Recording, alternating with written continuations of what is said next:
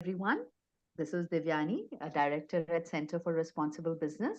And I'm here for a LinkedIn live session with our partner Pallavi Ahuja, who's Manager Systems Transformation at the We Mean Business Coalition. Pallavi also manages the activities of a very interesting initiative called the SME Climate Hub in India.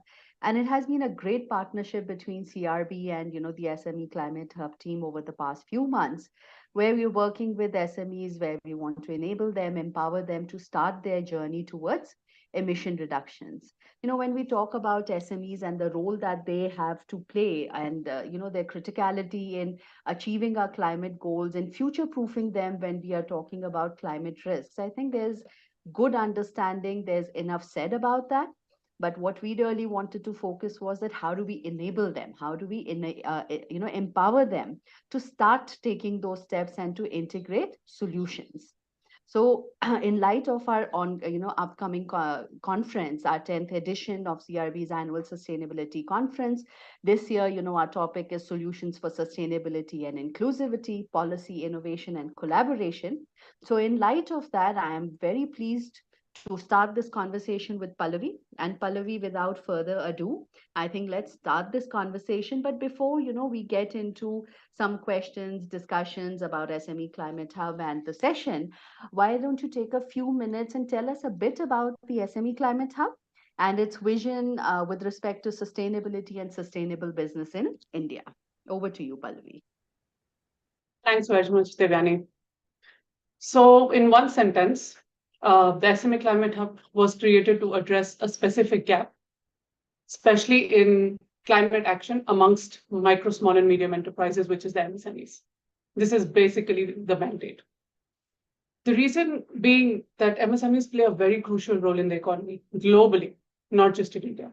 They make up 90% of all the businesses in the world, right? And specifically when we come to India, MSMEs are responsible for 1/3 of our GDP and almost half of our exports. I'll let that sink in. So MSMEs just alone as an MSME sector, people often misunderstand that it's the large businesses that make up the GDP, but actually the small businesses in India are making up half of our exports and 1/3 of our GDP. And not just that, they are also anchor points in the local communities because they work on the ground and they generate employment for over 110 million people. For Indians, that number is roughly around 9.5 crore, which is huge if you think about it, right? Now, MSMEs like these also make up the global supply chains. India has the second largest number of MSMEs in the world. And so it's really important that they remain a central part of our global effort to whether you want to call it net zero or climate action or preserving the planet from climate change, whatever you want to call that. Now, while I state this, it is also a fact that MSMEs are very vulnerable to global shocks and also regional. Simple things that, as rising energy costs, inflation, they directly affect small businesses because they usually make up the biggest part of their production costs, right? And that layered with things like climate change, natural disasters, sudden weather changes, it is super disruptive to how they work. And so if MSMEs can build their own resilience in this sort of dynamic environment, they also stand to benefit very significantly.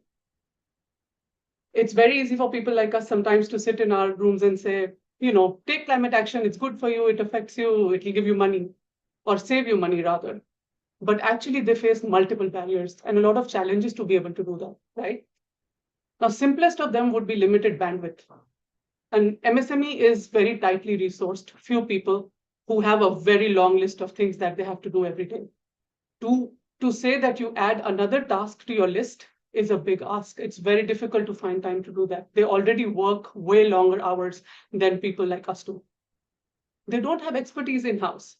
There are no climate experts. There are no sustainability experts that can tell them in their teams how to do what to do. And financially also, of course, as you understand, they're very, very constrained. So we notice that when it comes to businesses, many of the existing solutions historically have been catered to very large businesses. And these small businesses have been left out in that whole mix. And so we developed the SME Climate Hub to provide that customized solution, to provide that support that small businesses need in a sort of more intimate manner, rather than try and plug and play things that work for large businesses. And so the hub is designed as a one-stop shop, Devyani. It just helps SMEs take their first step, because we recognize a lot of them have the first question of, I don't even know where to start, right? So when you join the hub, you're able to make a very simple SME climate commitment. You say, I'll be able to be net zero. It's an intent, first of all, but we don't leave that at intent. Once you're able to make that commitment, we help you get counted into the United Nations Race to Zero campaign, which is a large, globally credible campaign. And we help you achieve that by providing free tools, guides, courses, resources that you can use free of cost, like I've repeated. There are very simple tools. I'm just going to highlight three very for the sake of simplicity here. One is for SMEs who want to measure their emissions. Very simplified set of 10 to 15 questions. What's your energy consumption? How much do you spend on transport? What are the number of employees that you have, for example? It gives you a picture of where your emissions sit. Once you know that, you're able to maybe use an education course that we provide. It is called Climate Fit. It will help you develop a plan of action. Okay, right, you know now what your emissions are, but what do you do about them? Simple plan, nothing complicated. And then finally, once you're able to start taking some steps, we also give you an opportunity to report that progress, not to name and shame, but to say, we have been able to achieve this. Can we do more? Or actually, these small steps that we've been taking has been having such a big impact on our emissions. We also make it a point to tell the SMEs that this commitment is non-financial binding, non-legal binding. So they don't have to worry that, there'll be suddenly a policeman standing with at their gate next day with a fine. There's no implication as such. And on the contrary, we have felt that SMEs who've joined the hub have actually felt the commitment gives them an easy starting point. It's not pushed to them. It's something that they have started using on their own. And they have rather seen this as a self-made goal. And so we have seen so many businesses now, Devani, who are actually incorporating sustainability in their business, whether that's through their own products or through, using simple reuse, recycling technologies, just to, close the loop on circularity in their own operations, or even, the basic simple emission reduction measures that some of the businesses are able to employ in the form of energy efficient technologies, or even renewable energy for those that it's possible. So we help them provide this kind of knowledge of what are these different options that you have based on your business, based on your capability, what can you choose and use? And then we also give them opportunities to showcase that. We provide them opportunities to come and speak at global platforms, inspire others. And I'll talk a little more later, maybe about some of the case studies, for example, that we have recently done. Thank you so much, Pallavi. I think very comprehensive, because you not only, set the context on why the SMEs need to do it. And I think I quite like that, look, we are not just reacting, right? There are very real risks that SMEs are facing. So it's not just in response to external demands, but to future-proof themselves, but a few messages that you gave, one, the resilience that they need to work on. But I think also this whole outlook of partnership and trust building. Right now, we do work with SMEs, and there is sometimes a fear that any new kind of reporting or new initiative can actually result in them being more monitored, or more restrictions coming their way, and they are apprehensive. But this whole thing of they designing and they driving their sustainability journey, and deciding the pace at which they go, I think is a fantastic idea. I would encourage, I mean, we've had a chance from CRB, we really appreciate the fact that there's something out there for SMEs, free of cost, which allows them to define their own pace, So we would encourage their SMEclimatehub.org, if they have a look. There are many businesses that are making the commitment. So, would be happy to answer any questions. So that I think, and also the solutions, the bit that you talked about, that we focus on the solutions, because I think we understand the challenge, we understand the problem, and we also understand that now there is an urgency to act, and those solutions, if they are made available and possible for SMEs, I think that's a fantastic thing. So thank you so much for that. But the hub also has a journey of its own. It's been there in the US, it's in the UK, and this year, though it's been there in India, but this year it's really geared up its activities in India. So, do you want to share a bit about what the SME Climate Hub has been doing in India and what some of your learnings are from, these activities?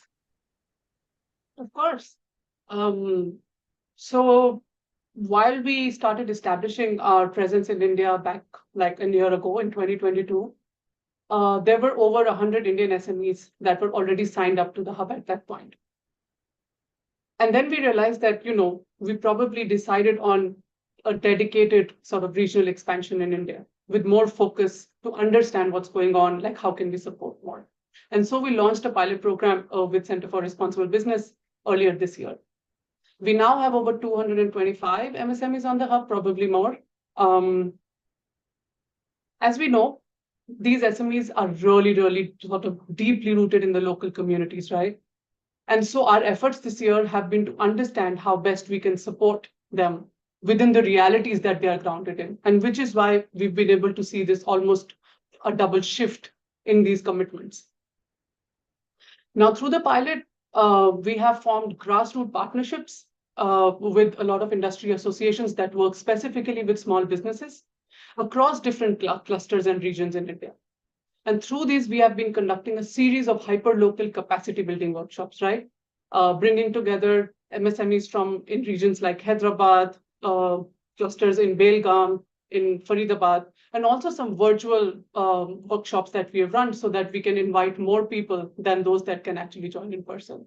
And we have worked with a variety of different associations in these regions. I'm going to use acronyms, but we'll obviously share more information. And there's a lot of that that people can access on our page. So we've worked with ALEAP, we've worked with the Belgaum Foundry cluster, IMSME of India, Women on Wings. Now, these are some of these associations that work very closely with these network of directly small businesses. So they almost work as their anchors and mentors. So anything that comes through these partnerships is like a trusted message, right? And we've been able to see a lot of that successfully through some of these engagements. Now you asked about learnings. So one of our biggest learnings so far has been that Indian MSMEs are already and are definitely on the right track. Counter to the misunderstanding that Indian businesses are slow on their journey or they are behind the Western economies, we realized that that was not true when we actually went on the ground. Our engagement with them has not only strengthened our belief of that intent shown by these small businesses, but we have also seen that this has driven a sense of collective action, right? A community amongst them. So when we move from different regions, it makes them realize they are not alone. They have never been alone in this journey. And there are a lot of people who've been doing that. And we've also seen local businesses leaders who are advocating for strong ambition that have probably not come out shining light, but we've been able to bring them out as these beacons who've been able to influence really positively a lot of these leaders who have had, wanted to do things, but didn't know how. And so these people have shown them these easy steps, like just replicate, look at us, we do this, can you also? Just very simple conversations. And so finally, I'm just going to say that with our partnership with you at Center for Responsible Business, we were able to deepen our understanding of the context in which these MSMEs operate. We understand the nuances of their challenges. And then we use this knowledge to sort of begin to understand the nature of support that they need from us, right? Which has been quite different from the experience in other regions, if I may. A lot of the time we learned that like in other regions, we didn't need to give so much of awareness building tools, or we didn't have to handhold a lot of these capacity building workshops. But in India, we realized that was the key to sort of change and scale. So keeping this in mind, we also just launched an India MSME homepage. If you're interested, you can just type MSME, SME Climate Hub India, and you'd be rerouted to a homepage, which is being catered, specifically designed, keeping Indian MSMEs in mind. It has specific content that has been localized to India. And we also now have added very recently case studies, as I was mentioning, on this page, which has been based on our own signatories, a few of them, who have been able to take action. And they are set across different sectors.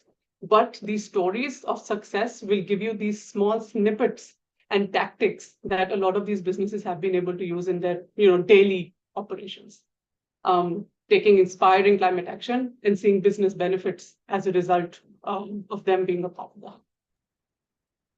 Yeah, thanks. Thanks for that, Pallavi. I think it has been a very exciting time for us. It's always very encouraging and motivating to know when you see these examples on the ground, right? And what we are also noticing, know that more and more SMEs are now eager to join. They want to know more. They have understood that the need for climate action, perhaps they may not call it climate action, but the need to be sustainable, the need to do, future proof their business, and they're really looking at guidance on how. And these case studies, because these are eye openers. Oh, okay, these are things that I can look at. These are small steps. Some of them might be big measures depending on the capacity of the MSME, but some of them are simple measures, even working with their employees, right? So I think that narrative is really encouraging a lot of SMEs. We are seeing on the ground a lot of now interest. And I think one point that you made earlier, and you also highlighted, that there's perhaps a need to showcase as well. That it's good you do, but the showcase is also to inspire others, to motivate others, to show that it can be done at various levels. So I think from that perspective, these case studies, being part of the SME Climate Hub, taking your voice to international platforms, I think is a fantastic opportunity. So great on that, and let's hope that more and more MSMEs do come and look at the hub. So just building further on this, because you've touched upon this in your conversation a bit, but this year we have a very specific theme, right? We want to focus on solutions. We want to inspire more action. We want to ensure that we are really racing towards tight deadlines. Whether we are talking about SDGs, whether we are talking about climate, I mean, we just have to look around in Delhi and see why this urgency is needed, right? If we look at our own health, so if you can put the work of the hub, you've given a broad understanding, quite a good overview, but if specific work of the hub that is being done, and how it relates to this conference when we are looking at solutions through policy, through innovation, and through collaboration. Yeah, of course. So like I said, through our engagements, we know SMEs want to reduce emissions. They want to decarbonize. But to do this, they need support from important ecosystem actors.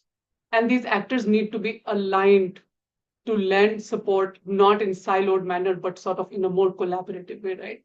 So that these different support systems talk to each other. They make sense together. And we aim to bring these supporting players on one stage. So, for example, one of the main barriers that SMEs face in terms of trying to be more sustainable, as you say, or take climate action, is access to finance. Financiers play a very important role because they provide green investment opportunities. They make them more lucrative for these SMEs through concessions, through financial incentives and benefits to make them attractive, but not just attractive, but also make it accessible for businesses to even think that they can use these. There are various other ecosystem actors, such as large corporate buyers. They can also help, and they have a huge sort of power in this ecosystem because a lot of these SMEs sit in their own supply chains, right?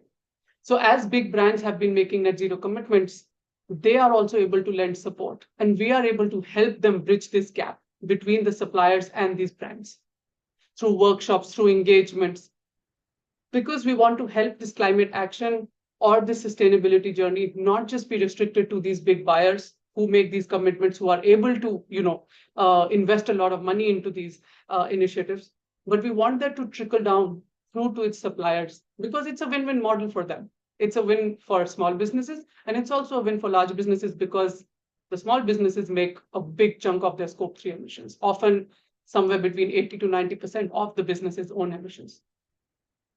Now, besides this, MSMEs at scale must also be able to harness the sector-specific technological solutions, right? That is available. A lot of times they don't even know what's relevant for them. Like they know generally what's available. But for this, we need government bodies, incubators, technology providers to be aligned to deliver this kind of innovation and support.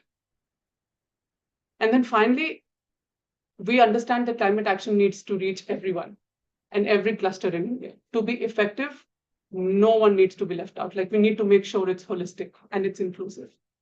And which is why we have also invited in one of our sessions at your conference, industry associations, because they are these invaluable players, as we mentioned. They deliver that critical support to MSMEs of all sizes on the ground. They become the trusted voice. And the finally, MSMEs themselves. They are the most important stakeholders, but I'm keeping the best for the last. So many of these that are already doing this great work, they strive to do more every day. Their stories remain untold, right? As you were also just rightly pointing out, Devyani. Often they're doing this, but they themselves don't know how well they're doing sometimes. And even if that's true, others don't realize what MSMEs are capable of doing. And so these MSMEs serve as these ambassadors, as these voices for change, with yet untapped potential to inspire, guide, and help their own peers. Because often we know that peer learning has been one of the most effective form of dissemination. We are seeing a lot of this action happening in different stakeholders, but in pockets. So also these conversations on MSME action, climate action, sustainability is gaining traction. But we are hoping that through this conference, we bring all of these actors together on the stage to make sense of all of these different parts of the ecosystem. For example, we are also through our activities seeing a lot of women-led businesses do this, right, Devani? A lot of businesses that are on the hub are led by women. There's a reason. They are easier to change in a way that they are more rooted in the ecosystem that works on the ground. Like they work with more stakeholders than often sometimes men do, because they work across and they are able to build a more conducive community around them, through their actions. So we know that they are geared up, they're ready to act. All they need are these tools, resources. They just need support. They just need some help. And it's inspiring to hear of these entrepreneurs when they make these potentially quite uncomfortable decisions. We bring all of this to light, and we are only hoping that when some of these stories come out, when these different actors come together, all these businesses that are listening, all the small businesses that are interested, eventually are able to make positive impact to their own bottom line and their own communities. Yeah. Thanks for that, Pallavi. So very interesting voices of change. One experience I also want to share, with the women-led businesses. They also tend to influence a lot of their peers very actively, right? Is that if they are behind a cause, they want more and more of their contemporaries actually to join and build the momentum. So it was very interesting that some of them said, oh, we are going to encourage our suppliers to join this. It's a great initiative, we want to understand. So it's very interesting on how we've seen some of this perpetuation also, is that this is great and I need more people to join on board and I'm going to encourage them, and it's simple, I can use it.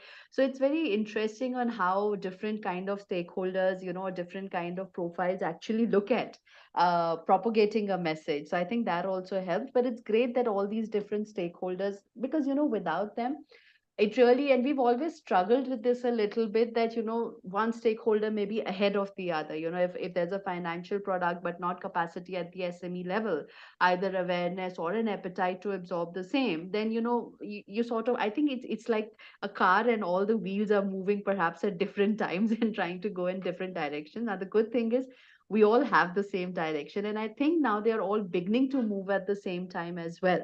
And it's fantastic that they come together. And you've already touched upon the session actually that I was going to ask as the next question. So like I said, I think I'm just going to reiterate that our attempt also is to bring all these key stakeholders together, right? And it is to see that how they really they complement each other, how each is needed. And these are the kind of questions we are asked every time. Okay, great sustainability, but how do I get my buyers to move with me, or how can I better collaborate with my brand? A brand needs to know that, great, I've made these commitments, I would like to take my suppliers along, and I may not always be able to reach out to my lower tiers. So is there something that can help me build their capacity, or understand and help them? Are there any cost effective mechanisms that can be used for them? So I think it's always very interesting. There are financial products, but if you don't have enough takers, then there's a mismatch. Like we did hear through our interviews that, can we look at investments, can we look at financiers? So I think the session then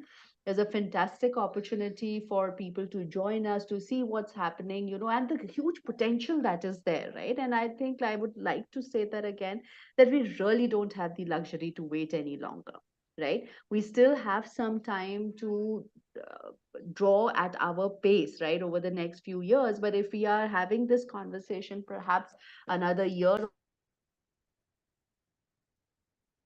if you're having this conversation another year or 2 years down the line, I think we are already too late, and we would really be then playing catch up than taking the lead and playing catch up in a very, very difficult manner, perhaps very costly, perhaps very urgent, So we're already there, but we still have a slightly breathing space opportunity now to take leadership as well. So I think with that, Pallavi, I'm just going to invite everyone to join us for the session on 7th November from 4:30 to 6. It's at the India Habitat Center, but we do understand that not everyone may be able to join. So for participants listening in, we do have the option to join virtually as well. We're quite excited.